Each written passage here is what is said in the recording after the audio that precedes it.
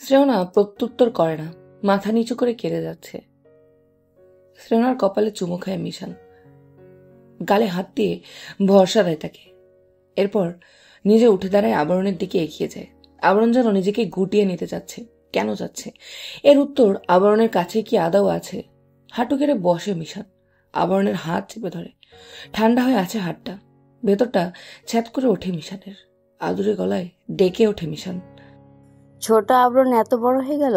মানছি আমি তোমার সঙ্গ দিতে পারিনি, এত বড় হয়ে গেলে খালামণির দিকে তাকাতে অবধি হিমশিম খাচ্ছ।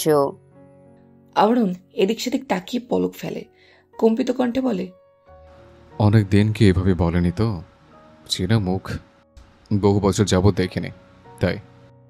কথা শেষ করতে পারে না আবরণ। গলার কাছে কিছুটা আটকে আছে। মিশানের মুখের দিকে তাকায় সে। এটাই তো সেই মুখ। আবরণের কাছে যেন একটুও পরিবর্তন ঠেকছে না। পরিচিত সেই মুখটা, এই চেহারা এক মুহূর্তের জন্য না দেখলে তো চিৎকারে রাইত ভিলায় টেকা যেত না। এত বছর এই মানবের থেকে কি করে দূরে থাকলো আবরণ?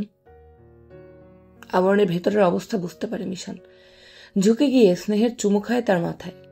আবরণ এক মুহূর্ত সময় না নিয়ে ঝাঁপিয়ে পড়ে মিশানের বক্ষে।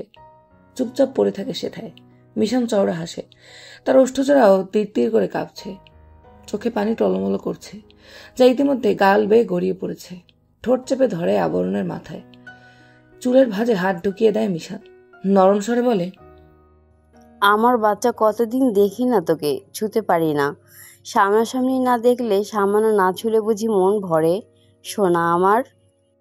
এ পর্যায়ে আবরণের শরীর ঝাঁকি দিয়ে ওঠে, নাক ঘষে মিশানের বাহুতে, শ্বাস টেনে বলে, মামা স্মেল আসছে তোমার শরীর থেকে। বলতে বলতে কণ্ঠ রোধ হয়ে আসে আবরণের। বুকে ভারী কিছু অনুভব করে মিশান।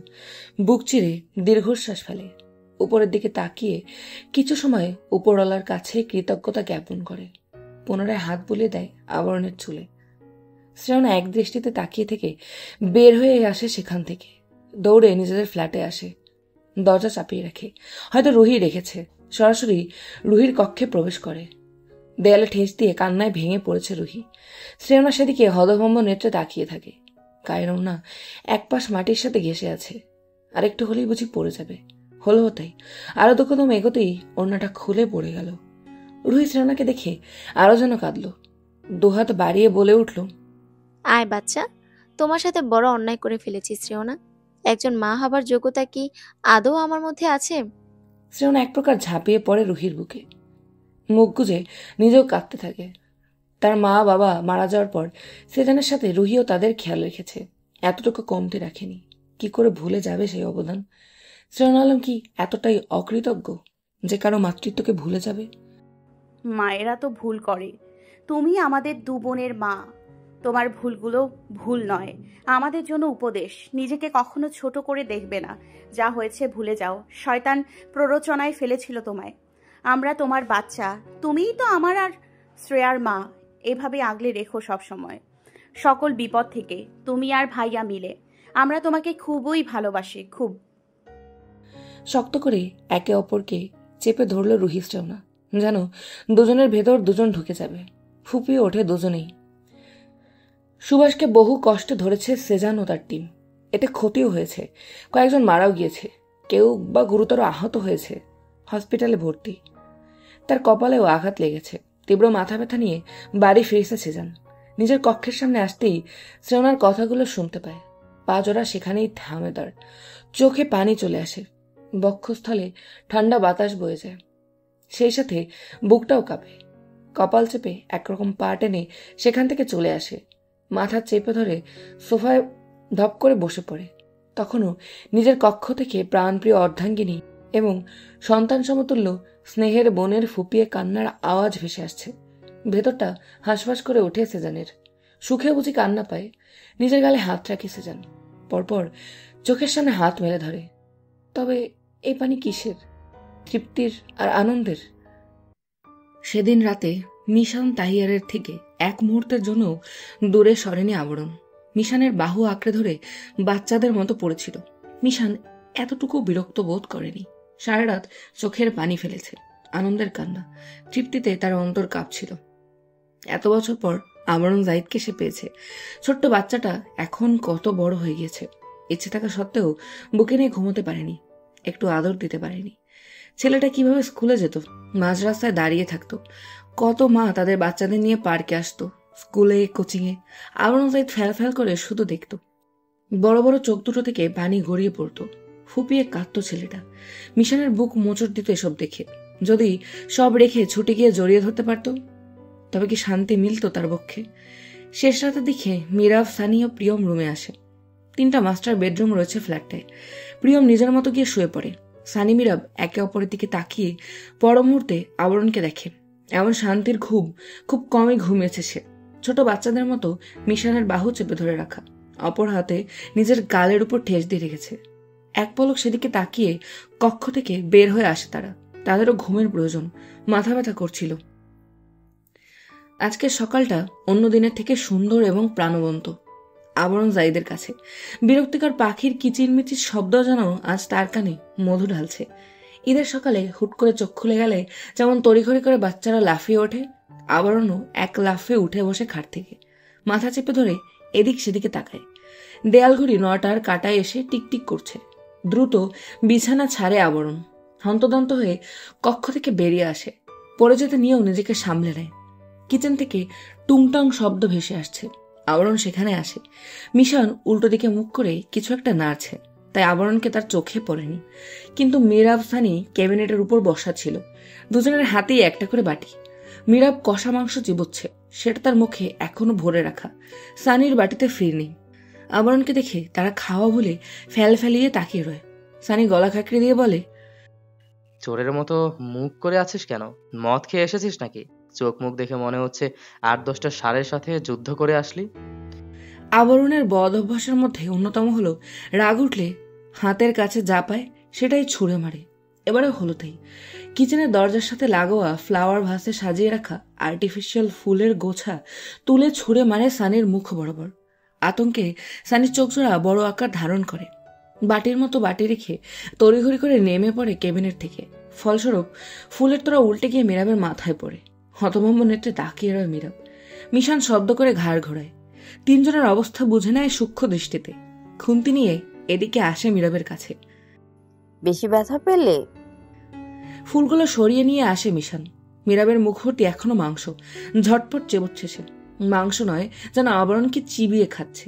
রক্তচক্ষু নিয়ে তাকিয়ে আছে আবরণের দিকে। আবরণ তার ফোলা ফোলা গাল দুটোতে হাত বোলায়।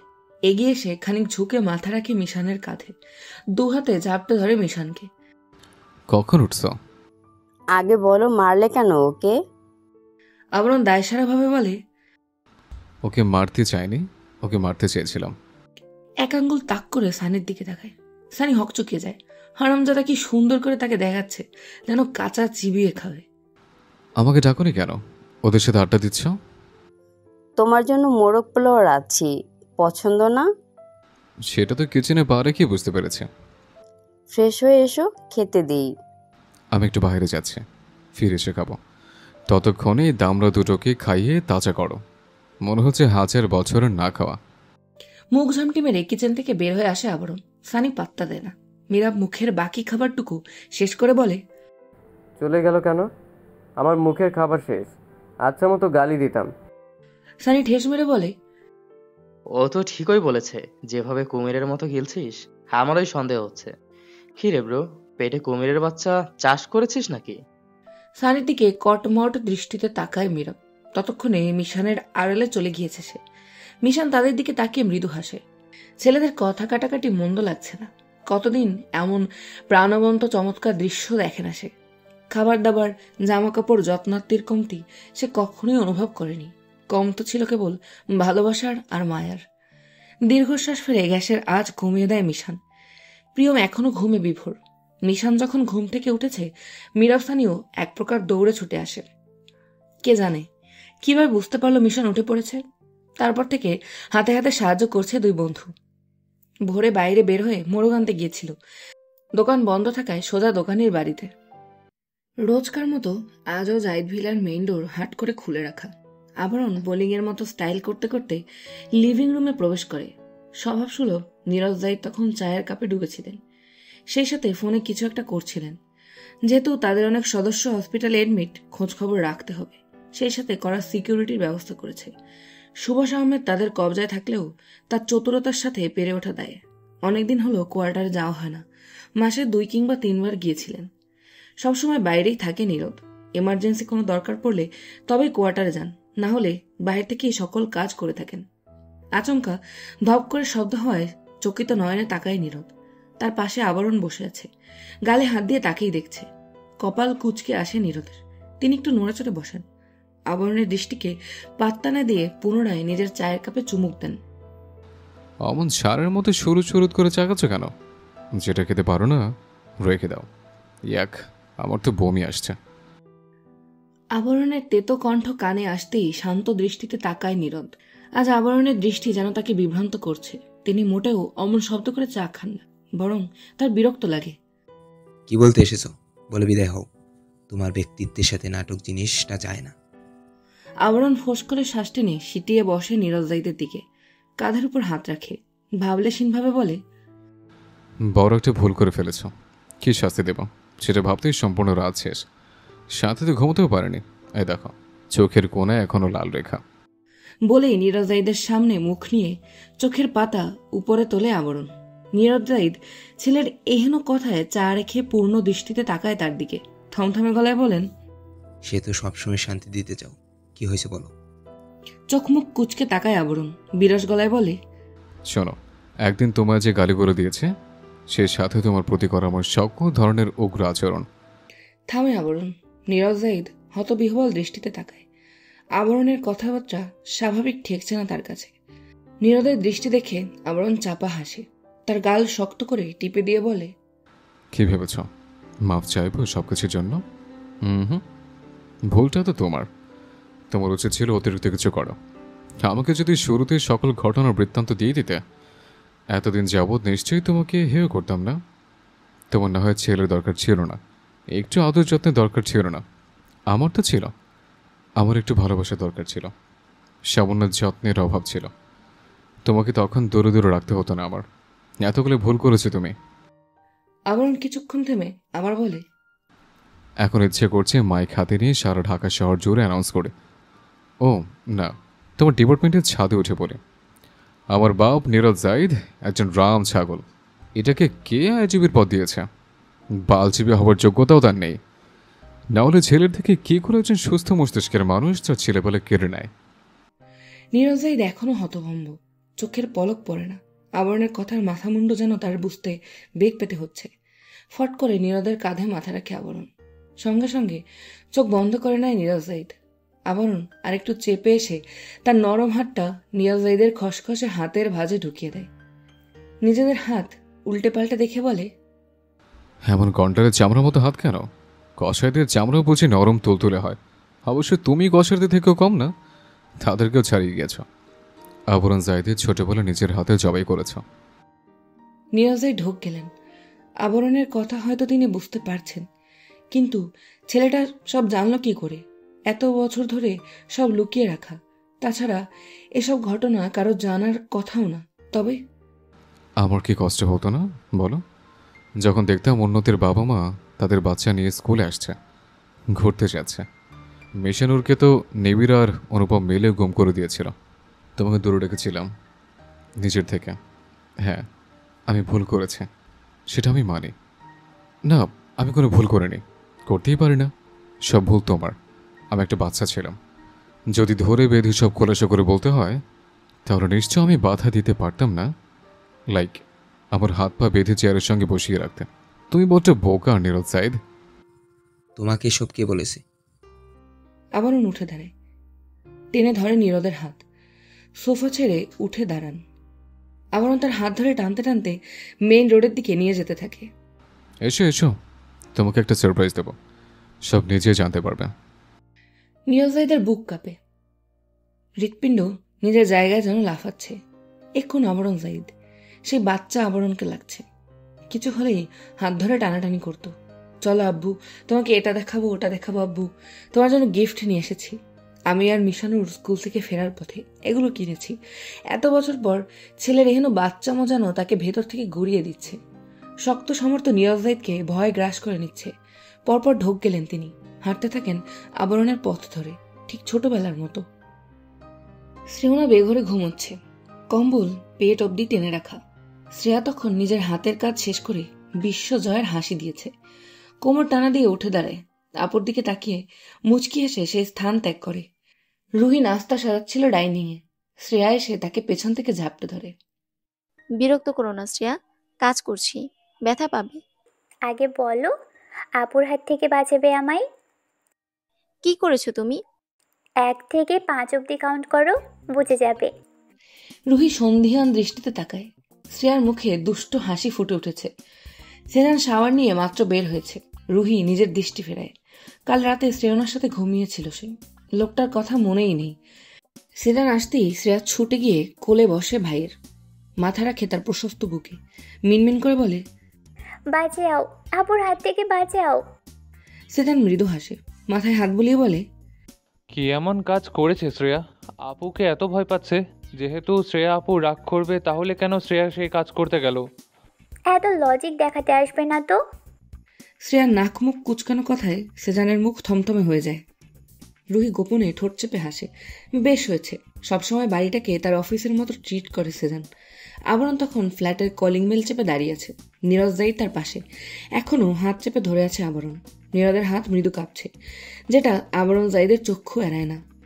কিছু মনে করার মতো আবরণ হঠাৎ বলে ওঠে, বলেই গিয়েছিলাম, দরজা খুললে তুমি ভেতরে চলে যাও, আমি একটু আসছি। নীরদের হাত ছেড়ে শ্রেয়নাদের ফ্ল্যাটের সামনে এসে দাঁড়ায়। ততক্ষণে আবরণদের ফ্ল্যাটের দরজা খুলে গিয়েছে। মীরাবকে চোখের ইশারায় তার কাজ বুঝিয়ে দেয়। মীরাব মাথা নাড়িয়ে নীরদকে নিয়ে ফ্ল্যাটে প্রবেশ করে। আবরণ দরজায় হাত রেখে মৃদু ধাক্কা দিতেই দরজা সম্পূর্ণ খুলে যায়।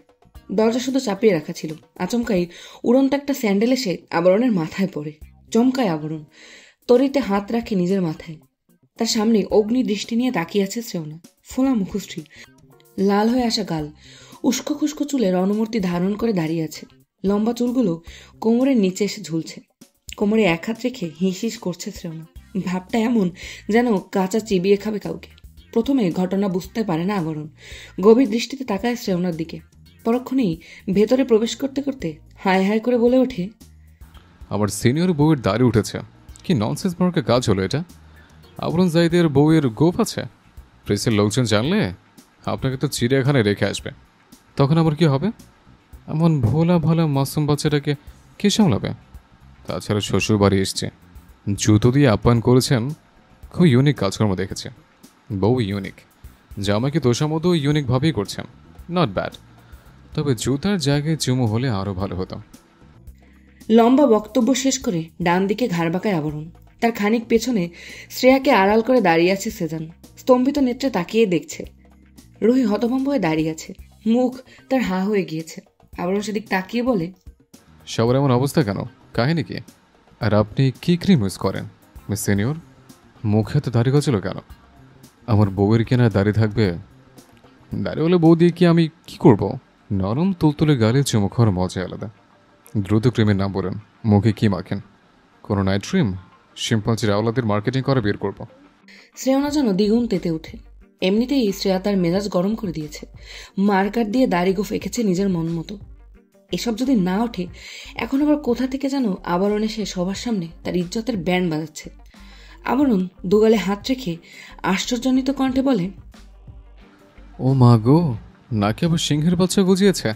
কিভাবে পসিবল হলো? নাটকীয় ভঙ্গিতে কথাগুলো বলে আবরণ। শ্রেয়না কিরমির করে তাকায় তার দিকে। সোফায় থাকা ভেজা টাওয়ালটা ছুঁড়ে মারে আবরণের মুখের উপর। তৎক্ষণাৎ সেটা ক্যাচ করে নেয় আবরণ। চেঁচিয়ে ওঠে শ্রেয়না, সকাল সকাল মেজাজ গরম করতে চলে এসেছো। যাও নিজের ফ্ল্যাটে গিয়ে কম্বল মুড়ি দিয়ে ঘুমাও। আর শ্রেয়া, তোকে আমি কবর দিব বলে দিলাম। যদি এসব কালির দাগ না ওঠে, দেখিস তোকে আমি কি করি। শয়তান, চুল টেনে দিব সব। শ্রেয়া কাচুমুচু ভঙ্গিতে তাকায়। সেজানের পেছন থেকে উকি দিচ্ছে সে। শ্রেয়না আবরণের দিকে তাকিয়ে থেকে গজগজ করতে করতে নিজের রুমের দিকে পা বাড়ায়। ধপাস শব্দ করে দরজা লাগিয়ে দেয়। আবরণ খিচে চোখ বন্ধ করে নেয়। মনে হলো দরজা লাগালো না তো তার মাথায় হাতল দিয়ে বাড়ি দিল। পরক্ষণেই সে তড়িঘড়ি করে রুমের দিকে এগিয়ে এসে বলে, বিয়ের আগে আমারও তো খেয়াল রাখছেন, সব নয় বুঝলাম, কিন্তু এটা কিসের স্মেল আসছে চাল থেকে? কি ক্রিম ইউজ করেন বলে যান।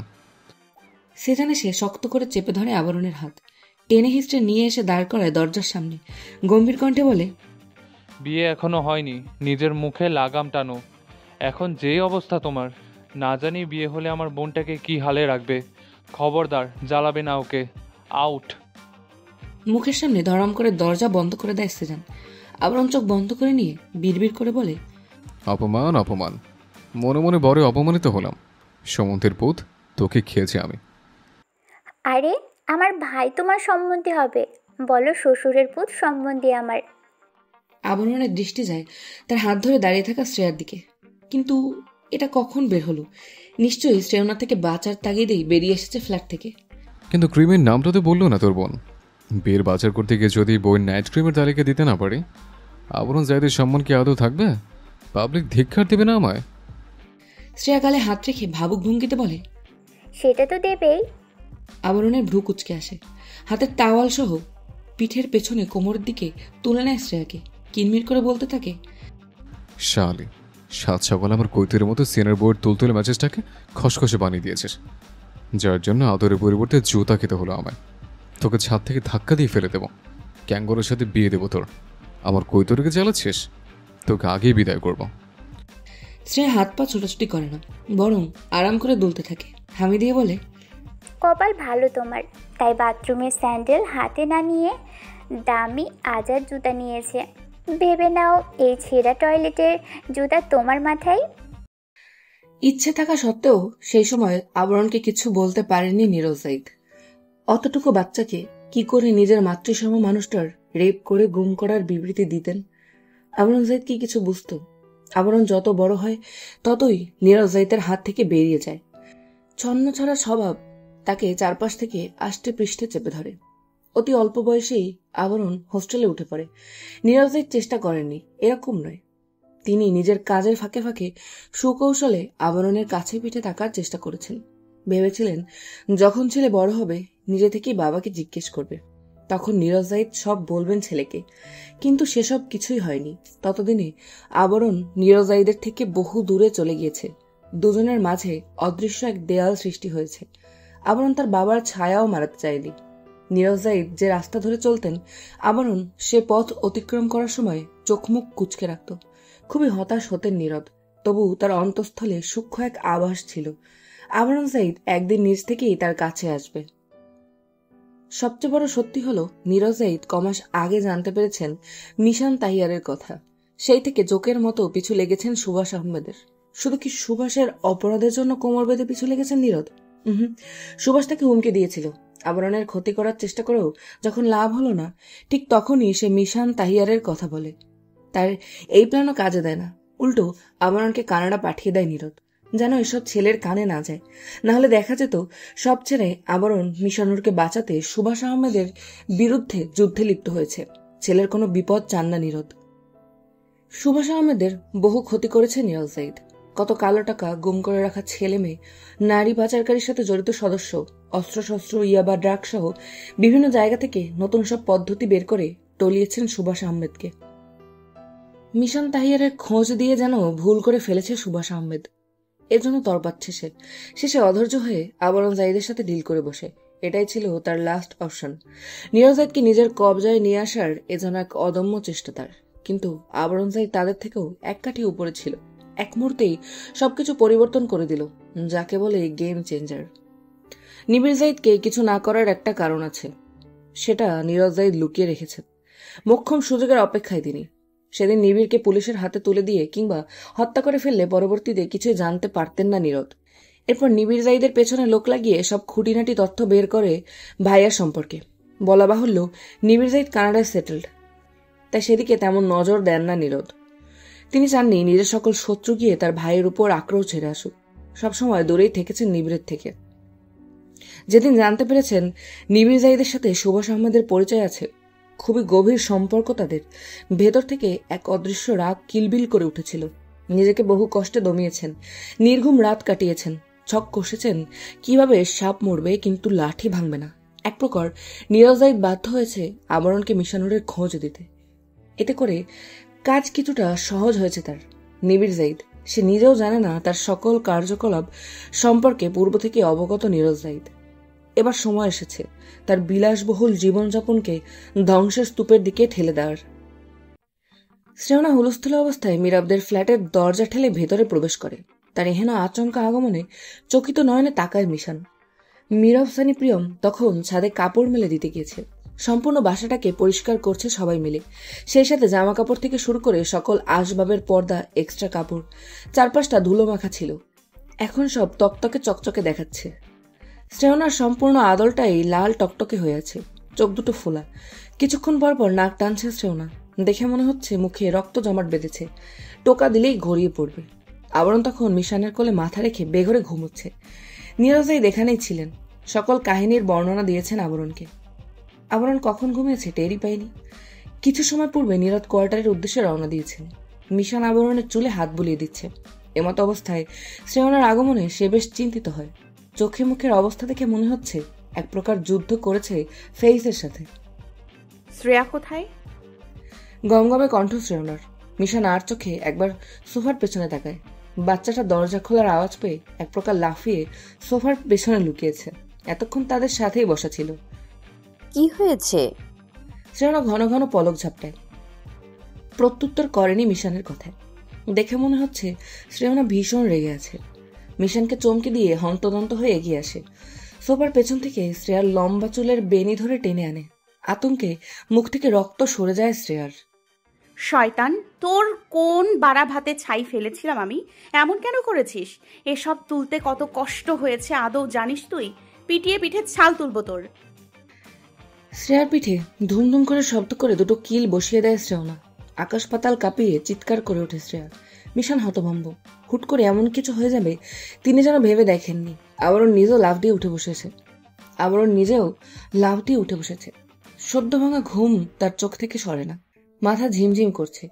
কপাল কুঁচকে বসে রইল কিছুক্ষণ। বোঝার চেষ্টা করছে কি হচ্ছে এখানে। ফাজিলের বাচ্চা, তোকে আদর করাটাই আমার ভুল হয়েছে। আদর দিয়ে বাদর বানিয়েছি, এখন সেই বাদর আমার মাথায় উঠে নাচছে। রাগে হিসিস করছে শ্রেয়না। এক হাতে শ্রেয়ার চুল ধরে টেনে হিসড়ে নিয়ে যেতে যাচ্ছে, কিন্তু শ্রেয়া নারাজ। সোফার হাতল শক্ত করে চেপে ধরে আছে। এখান থেকে নিয়ে গেলে শ্রেয়না আজ তার 12টা বাজাবে। ওভাবে সারের মতো টানছেন কেন? ছাড়ুন। আবরণের কথায় পাত্তা দেয় না শ্রেয়না। পরপর আরো দুটো চর বসিয়ে দেয়, একটা পিঠে, অপরটা মাথায়, গালেও একটা থাপ্পড় মারে। রুহি আসে ফ্ল্যাটে, দৌড়ে শ্রেয়ার কাছে যায়। শ্রেয়না থেকে ছাড়াতে ছাড়াতে বলে, বাচ্চা মেয়ে, ছেড়ে দাও এবারের মতো, আর এমন ভুল করবে না। সরো তুমি। ওর সাহস কি করে হয় এরকম করার? মাথায় কি বুদ্ধি শুদ্ধি বলতে কিছু নেই? বড় হয়নি ও, এখনো বাচ্চা রয়েছে। এবার ওর মুখে কালি লাগাবো আমি। রুহি ছাড়াতে পারে না, শক্ত করে চেপে ধরেছে। রুহি যত ছাড়াতে যাচ্ছে শ্রেয়না ততই জোরে আঁকড়ে ধরছে। এতে দ্বিগুণ ব্যথা পাচ্ছে শ্রেয়া। তার ঢের শিক্ষা হয়েছে, আর কখনো এমন ভুল করবে না। আবরণে সে এক ঝটকায় ছাড়িয়ে নেয় শ্রেয়াকে। এতে কিছু চুল ছিঁড়ে শ্রেয়নার হাতে এসে পড়ে। ব্যথায় ঠোঁট ফুলিয়ে কেঁদে দেয় শ্রেয়া। আবরণ তাকে কোলে উঠায়। সাথে সাথে শ্রেয়া তার গলা আঁকড়ে বুকে মাথা গুঁজে দেয়, ফুপিয়ে কাঁদতে থাকে। সামনে তো লাগিয়েছে, মেরে ফেলেনি তো। দুটো ধমক দিয়ে বোঝালেই হয়। ঘরে গোষ্ঠীর সকলে সেভাবে টানাটানি করছেন কেন? ছিঁড়ে ফেলবে নাকি? আশ্চর্য। আবরণের ধমকে চুপসে যায় রুহি। শ্রেয়নার চোখে পানি টলমল করছে। আবরণের দিকে তীক্ষ্ণ দৃষ্টিতে তাকিয়ে আছে শ্রেয়না। এক পর্যায়ে গাল বেয়ে কয়েক ফোঁটা তরল গড়িয়ে পড়ল। এতেও যেন গাল জ্বলে ওঠে তার।